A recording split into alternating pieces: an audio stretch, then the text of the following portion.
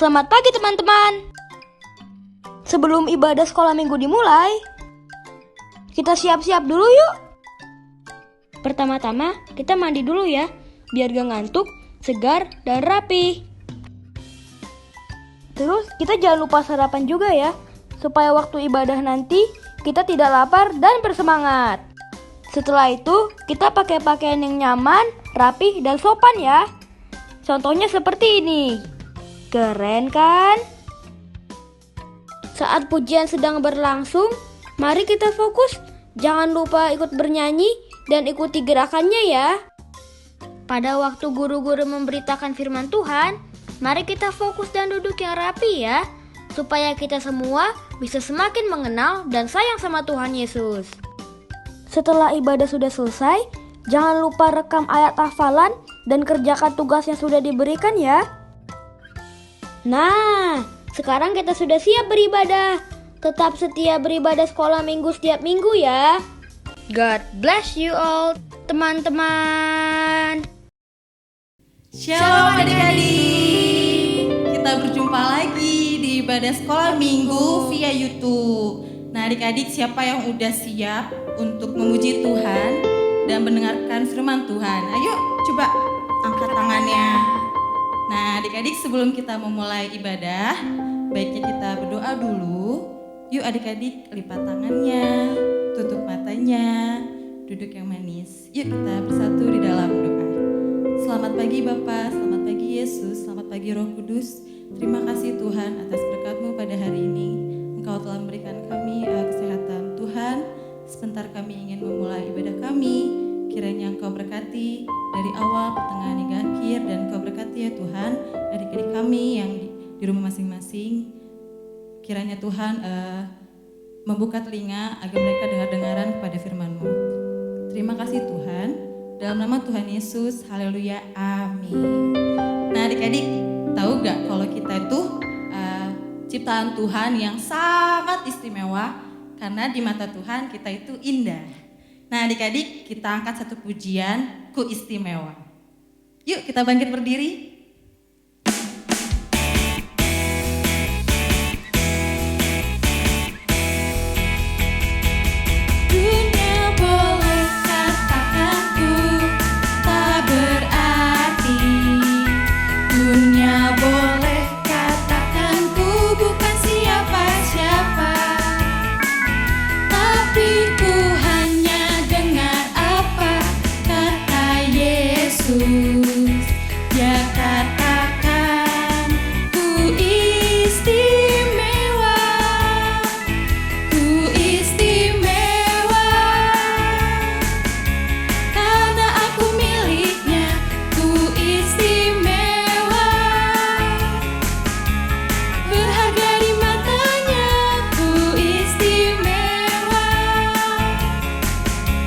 Yesus mengasihi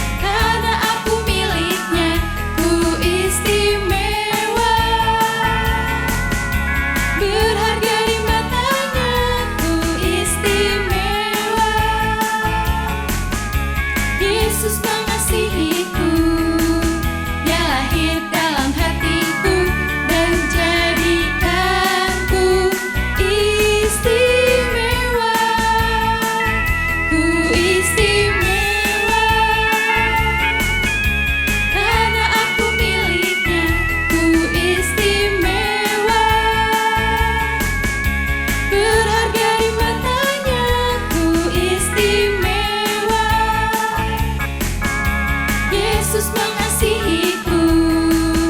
Dia lahir dalam hatiku dan jadikanku istimewa. Dia lahir dalam hatiku dan jadikanku istimewa. Dia lahir dalam hatiku dan jadikanku istimewa. Yeay. Nah, adik-adik, gimana pujian tadi? Kita diajarkan kalau kita itu adalah ciptaan Tuhan yang sangat istimewa. Walaupun kita masih kecil, tapi di mata Tuhan kita adalah ciptaan yang sangat indah. Nah, adik-adik, kita mau mendengarkan firman Tuhan. Yuk kita angkat satu pujian ini dengan sungguh-sungguh. Yuk adik-adik.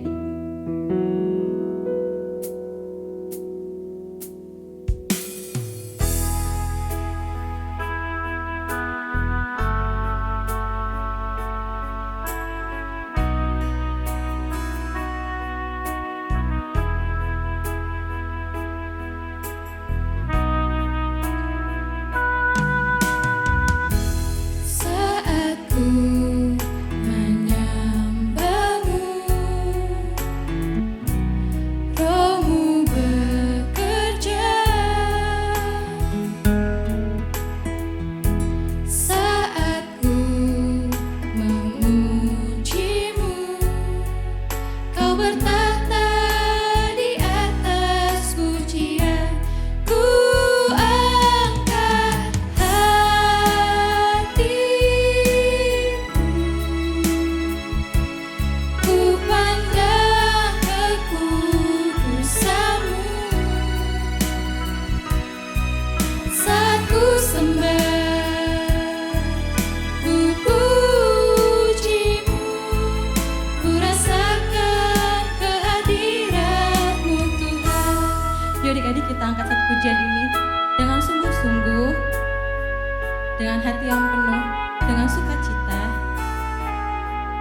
Kita angkat satu pujian ini lagi ya, Dek.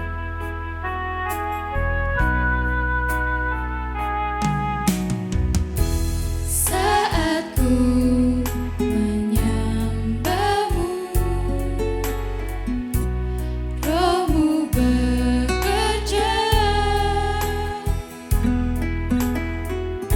Saat ku memujimu, Kau bertata di atas pujian. Ku angkat hatiku, ku pandang kekudusan-Mu. Saat ku sembah, ku puji-Mu, ku rasakan kehadiran-Mu Tuhan. Ku angkat hatiku,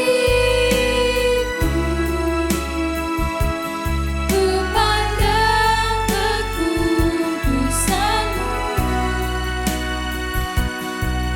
Saat ku sembah, ku puji-Mu, ku rasakan kehadiran-Mu Tuhan. Saat ku sembah, ku puji-Mu, ku rasakan kehadiran-Mu Tuhan. Saat ku sembah, ku puji-Mu, ku rasakan kehadiran-Mu Tuhan.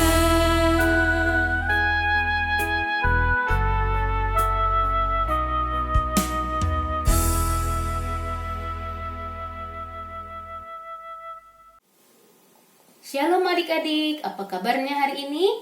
Sudah siap mendengarkan firman Tuhan? Sebelum mendengarkan firman Tuhan, kita berdoa dulu ya. Kita lipat tangannya dulu, tutup mata, tundukkan kepalanya. Terima kasih Tuhan Yesus, pada pagi hari ini kami sudah memuji Engkau. Saatnya kami mau mendengarkan firman Tuhan. Kau bukakan hati kami Tuhan, supaya firman Tuhan yang kami dengarkan bisa tertanam dalam hati kami dan membuat kami semakin beriman dan percaya kepada Engkau sampai selama-lamanya. Hanya di dalam nama Tuhan Yesus kami sudah berdoa dan mengucap syukur. Haleluya. Amin.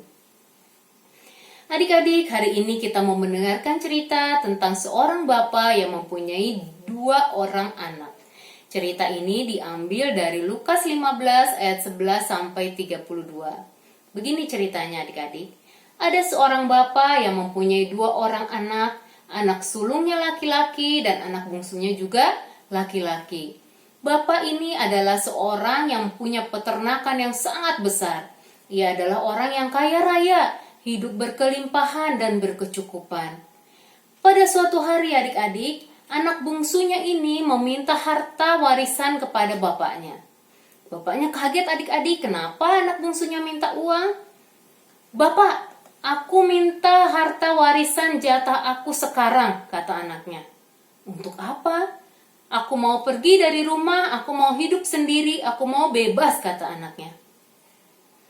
Walaupun dicegah oleh bapaknya, namun anak ini bersikeras ingin pergi dari rumah dan meminta uang kepada bapaknya. Akhirnya bapaknya memberikan harta warisan jatah anak bungsunya kepada anaknya itu. Dengan senang sekali anak itu mendapatkan uang yang sangat banyak, lalu dia pergi keluar kota ke negeri orang. Di sana dia menghabis-habiskan uang bapaknya, dia menginap di mana saja, dia bisa makan apa saja yang dia mau, dia membeli apa saja yang dia mau, dia ikut pesta, jajan di mana saja. Dia tidak memikirkan kalau uangnya lama-lama akan habis. Tapi dia terus saja menghambur-hamburkan uang dari bapaknya. Apa yang terjadi?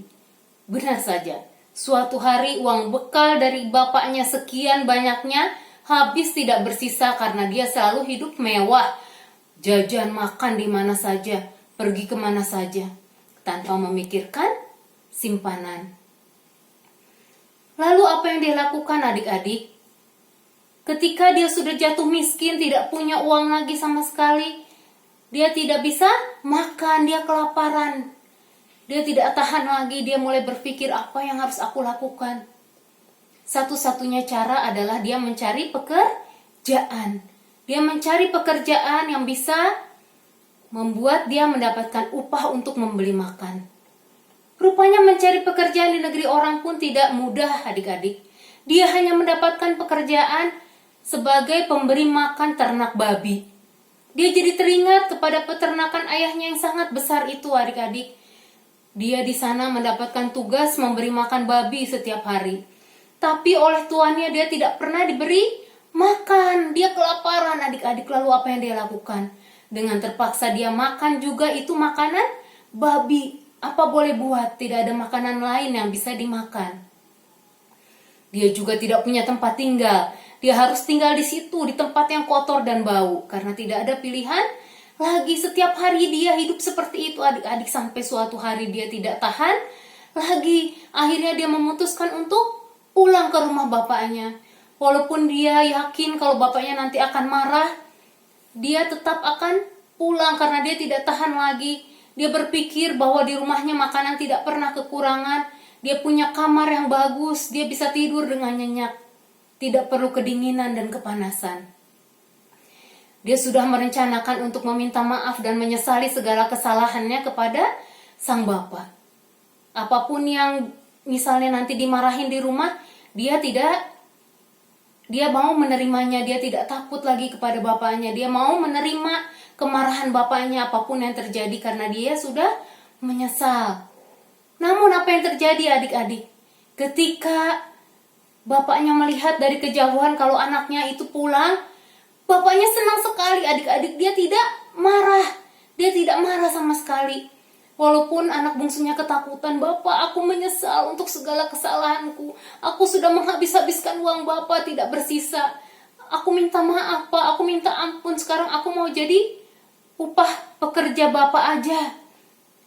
Bayar aja, Pak. Aku jadi pegawai upahan Bapak," kata dia. Tapi bapaknya tidak melakukan itu adik-adik. Dia memeluk anaknya yang walaupun saat itu anaknya kotor dan lusuh, dia peluk anaknya dengan penuh kasih. Dia bersyukur anaknya yang hilang sudah kembali. Dia senang sekali. Lalu dia memanggil pegawainya untuk membuatkan pesta atas kedatangan anaknya. Bahkan ia menyuruh menyembelih lembu yang paling tambun untuk makan-makan di pesta. Dia juga memberikan pakaian yang sangat bagus kepada anaknya ini. Mendengar bapaknya membuat pesta yang besar, sang kakak marah. Dia tidak terima.